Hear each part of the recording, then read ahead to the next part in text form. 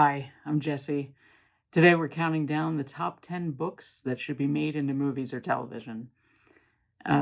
This is pretty self explanatory, but I mean, these are the ones where when you're reading them, they're so vivid, and you're like, how did they not make this into a movie yet?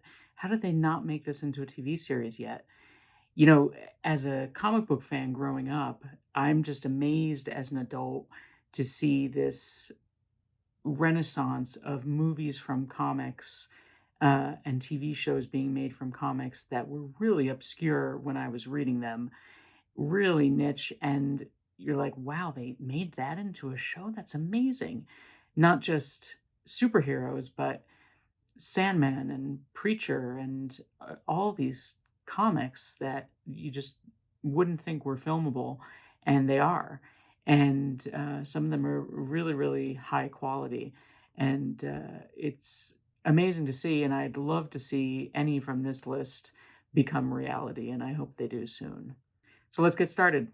Number 10, House of Leaves.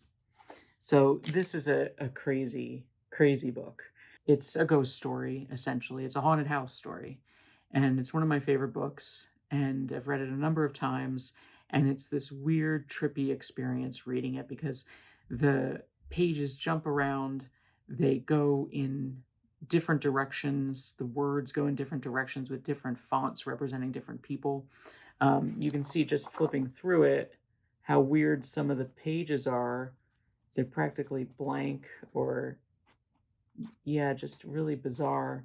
Every time the word house appears, it's blue.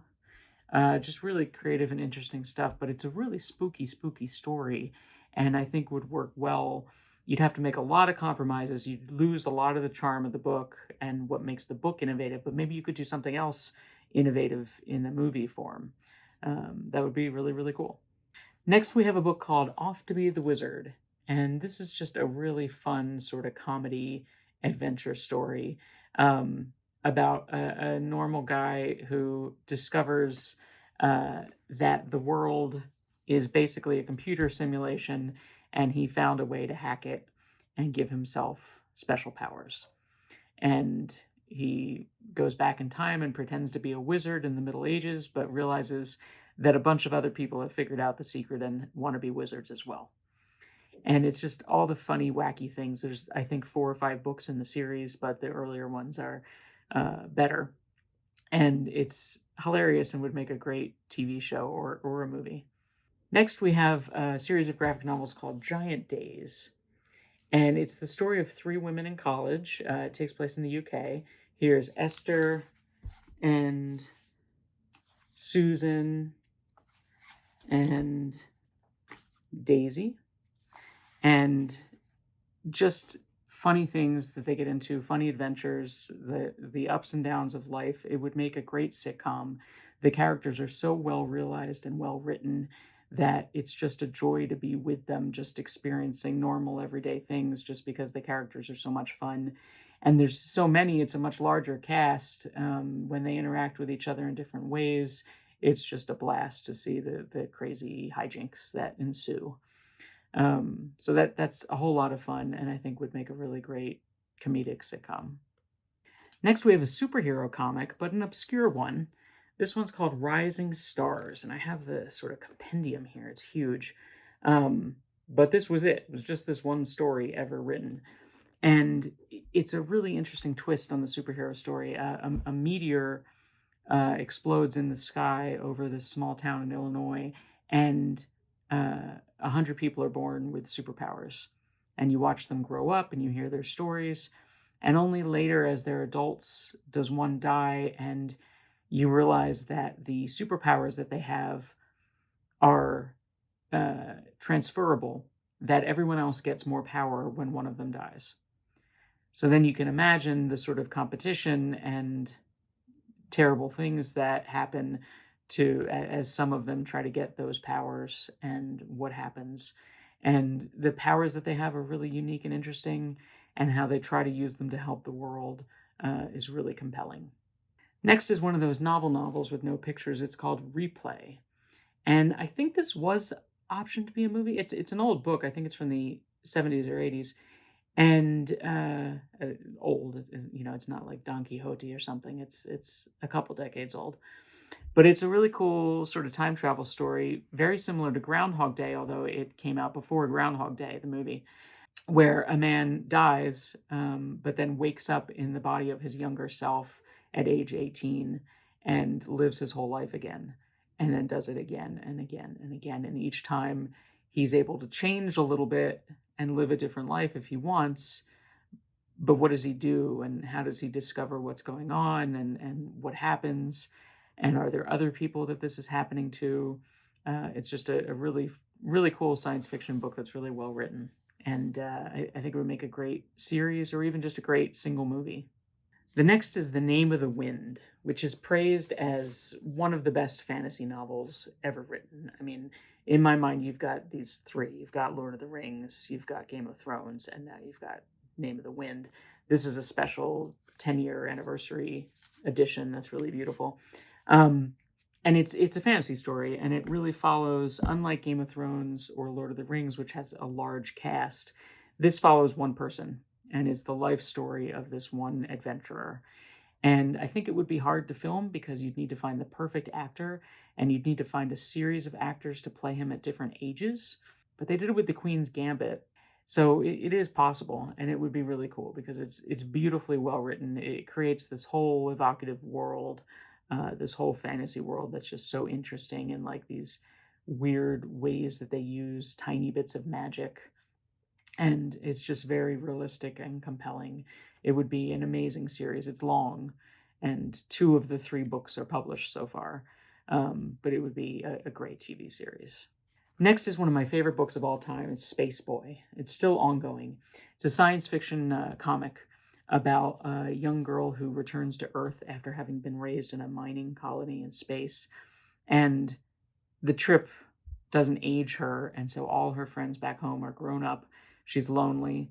She doesn't have any friends. And then she meets a boy in her class at school who's a mystery, and she can't figure him out, and he's really, really weird. And you're with her as she tries to uncover what the secret is with this guy. And it's a love story, and it's got so much emotion, so many great characters. It's just really, really fun. It's suitable for all ages, but it's like sort of a teen comedy, drama, science fiction, deep existential pondering. It's just really, really well done, really cool, would make a great TV series. And it's the thing I look forward to the most when each of the new books comes out. The next is one they made a movie of and a TV show, and it's called The Flash. The Flash is my favorite superhero. You might say, well, they just made a movie, and it didn't do very well, and it was terrible. And you'd be right. I don't know if I say it was terrible. It had some parts that I liked, but it was pretty bad. And the TV show was good, but it lasted 9 seasons, which is a lot, and it's hard to maintain quality over that many episodes. And what I'd love to see instead, and will they ever make another Flash movie after this one didn't do well? No, they probably never will. So I'll probably never see this. But I've always wanted a movie about Wally West, who is, in my opinion, the best Flash. There have been a number of people who have been that character in the comics. He's just a much more compelling character than the Barry Allen who's been the main character in the TV and movies. And it's a story, a long story of him grappling with the death of his uncle and mentor, Barry, and how he grows up and becomes the Flash and lives into the ideal set by his uncle, and him struggling with all the grief and high expectations at the beginning, and how he grows and matures and becomes a true hero and a better hero even. And it's an amazing story. It would be different from other superhero things that are out there. But no, they didn't go that way with the movie or show. They went a different way, and that has pros and cons, but this would be amazing in my opinion. This next one might surprise you. It's The Wizard of Oz. Now, you might say to yourself again, that was a movie. That was a pretty famous movie. And you're right. But you know what that movie did? It made it all a dream. It's not all a dream. It's real. Oz is this real place that Dorothy goes to time and time again. And I think it really sort of belittled and undersold it to make it a dream. Other than that, the movie's wonderful, of course. But what's interesting about Oz is that there were 14 books. There wasn't just the one book. And there's even been a lot more after that, but there were 14 by the original author. And they're really, really crazy and incredible and creative. They have all these characters. Kind of reminds me of Alice in Wonderland in a way, with all these wacky characters. And it would be such a great TV series for kids, uh, animated maybe in this great Art Nouveau style that the illustrator has.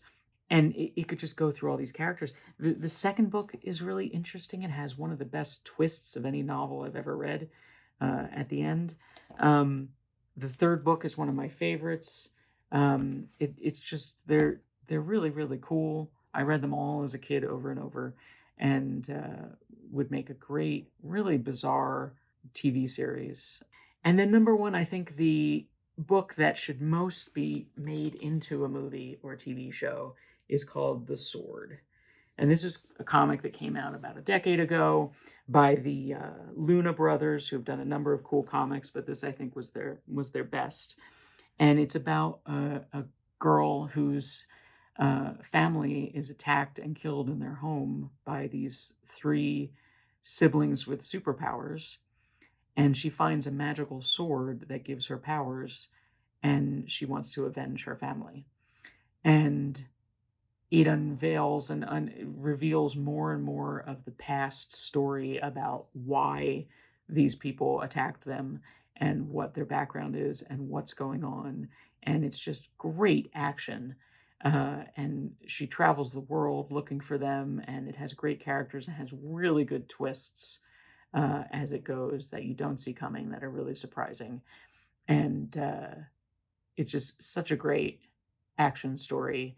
It's so cinematically drawn already. It would just be an incredible movie or TV series. So that's my list. What did you think? What of your favorite books would you love to see made into a movie or a TV show? I'd love to hear. Leave a comment below, like and subscribe to the channel. That'd be great. And I hope to see you soon. Thanks so much.